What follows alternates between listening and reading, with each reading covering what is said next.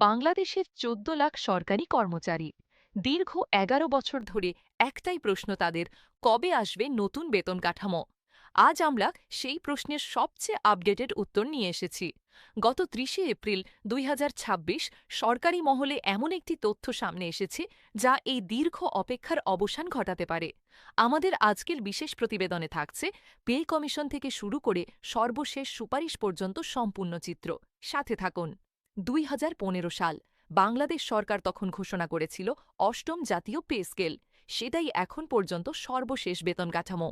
সেই থেকে আজ পর্যন্ত দ্রব্যমূল্য বেড়েছে, বাড়ি ভাড়া বেড়েছে, সন্তানের পড়ালেখার খরচ বেড়েছে, কিন্তু সরকারি কর্মচারীর মূল বেতন আজও সেই ২০১৫-র ঘরে আটকে। এই চার্টটি দেখুন। ১৯৭৩ থেকে আজ পর্যন্ত বাংলাদেশে মোট ৮টি পে স্কেল এসেছে। প্রতিটি পে স্কেলের মাঝে ব্যবধান ছিল গড়ে ৫ থেকে ৮ বছর। কিন্তু ২০১৫ সালের পর কেটে গেছে ১১ বছর। এই দীর্ঘ বিরতিই বলে গায় অপেক্ষাটা কতটা দীর্ঘ হয়ে গেছে। সরকারি চাকরিজীবীদের মধ্যে ক্ষোভ ও হতাশা যে পুঞ্জীভূত হচ্ছিল, তার কারণ কেবল বেতন নয়। এটা ছিল প্রতিশ্রুতি ও বাস্তবতার মধ্যে একটা বিশাল ফাঁক। কিন্তু ২০২৪ সালের ৫ আগস্ট রাজনৈতিক পট পরিবর্তনের পর পরিস্থিতি বদলাতে শুরু করে। রাজনৈতিক পরিবর্তনের পর অন্তর্বর্তী সরকার দ্রুত উদ্যোগ নেয়। ২০২৫ সালের ২৪শে জুলাই গঠিত হয় জাতীয় বেতন কমিশন। চেয়ারম্যান হিসেবে দায়িত্ব পান সাবেক অর্থসচিব জাকির আহমেদ খান। একই সাথে গঠিত হয় আরও দুটি committee, Bangladesh judicial service pay commission এবং সশস্ত্র বাহিনী বেতন কমিটি। তিনটি সংস্থা একযোগে কাজ শুরু করে।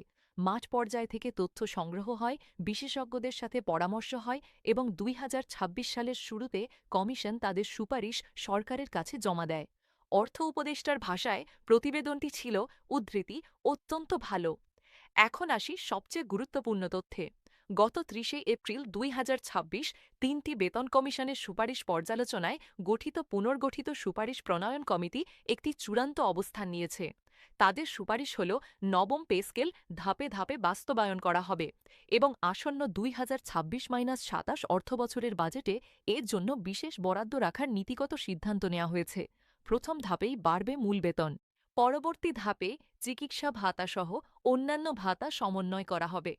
এখন দেখুন প্রস্তাবিত বেতন কাঠামো। অষ্টম পে স্কেলে সর্বনিম্ন বেতন ছিল ৮,২৫০ টাকা। নবম পে স্কেলে সেটি হবে ২০,০০০ টাকা। বৃদ্ধির হার প্রায় ১৪২%। সর্বোচ্চ পদের বেতন ৭৮,০০০ থেকে বেড়ে হবে ১,৬০,০০০ টাকা, অর্থাৎ দ্বিগুণেরও বেশি। এবার একটু গভীরে যাই। এই চার্টটি দেখুন।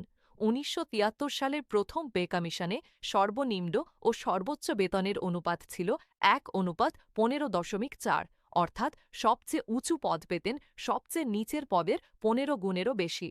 ২০১৫ সালে সেই অনুপাত কমে হয়েছিল ১:৯.৪। এবার প্রস্তাবিত অনুপাত ১:৮। এটি বাংলাদেশের ইতিহাসে সর্বনিম্ন। এর অর্থ কি? নিচের গ্রেডের কর্মচারীরা এবার তুলনামূলকভাবে বেশি সুবিধা পাবেন, বেতন বৈষম্য কমবে। তবে এখানেই থামা যাবে না। এই ইতিবাচক সংকেতের পাশাপাশি একটি কঠিন বাস্তবতাও রয়েছে। প্রস্তাবিত বেতন কাঠামো বাস্তবায়নে অতিরিক্ত প্রায় ১,০৬,০০০ কোটি টাকার প্রয়োজন। এটি একটি বিশাল আর্থিক চাপ। আন্তর্জাতিক ভূ রাজনৈতিক পরিস্থিতি, দেশের অভ্যন্তরীণ রাজস্ব চাপ, এগুলো সরকারের জন্য বড় চ্যালেঞ্জ। অর্থ মন্ত্রণালয়ের শীর্ষ সূত্র বলছে, উচ্চ পর্যায়ের চূড়ান্ত অনুমোদন ছাড়া এখনই নিশ্চিত ঘোষণা সম্ভব নয়। এই অনিশ্চয়তার কারণেই বাংলাদেশ সরকারি কর্মকর্তা কর্মচারী কল্যাণ সমিতি ইতিমধ্যে কঠোর কর্মসূচির হুঁশিয়ারি দিয়েছে। তাদের দাবি, অবিলম্বে গেজেট, অন্তর্বর্তীকালীন ব্যবস্থা হিসেবে ন্যূনতম ৫০% মহার্ঘ ভাতা। তাহলে প্রশ্ন হল, কবে পাওয়া যাবে নতুন বেতন?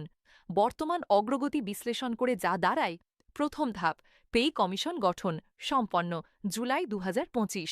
দ্বিতীয় ধাপ সুপারিশ জমা সম্পন্ন জানুয়ারি ২০২৬। তৃতীয় ধাপ সুপারিশ কমিটি পুনর্গঠন সম্পন্ন ২১শে এপ্রিল ২০২৬। এখন চলছে চতুর্থ ধাপ, আগামী জুনের বাজেটে বিশেষ বরাদ্দ ঘোষণা। এরপর পঞ্চম ধাপ, জুলাই ২০২৬ থেকে প্রথম ধাপে মূল বেতন বৃদ্ধির সম্ভাবনা এবং পরবর্তী অর্থবছরে ভাতাসমূহ সমন্বয়। প্রক্রিয়া এগিয়ে যাচ্ছে, তবে চূড়ান্ত গেজেট না আসা পর্যন্ত এটিকে নিশ্চিত বলা যাবে না। নবম পে স্কেল নিয়ে আজকের বিশেষ প্রতিবেদনের সারসংক্ষেপ হল সুপারিশ কমিটি তাদের মতামত জমা দিয়েছে। ধাপে ধাপে বাস্তবায়নের পথ বেছে নেওয়া হয়েছে। প্রথম ধাপেই মূল বেতন বাড়বে। আগামী বাজেটে বরাদ্দ রাখার পরিকল্পনা চলছে, তবে চূড়ান্ত সিদ্ধান্ত এখনও আসেনি। ১৪ লাখ সরকারি কর্মচারীর প্রশ্নের উত্তর এখন সরকারের দরজায় কড়া নাড়ছে। আমরা নজর রাখছি, আপডেট এলেই আপনাদের কাছে পৌঁছে দেব।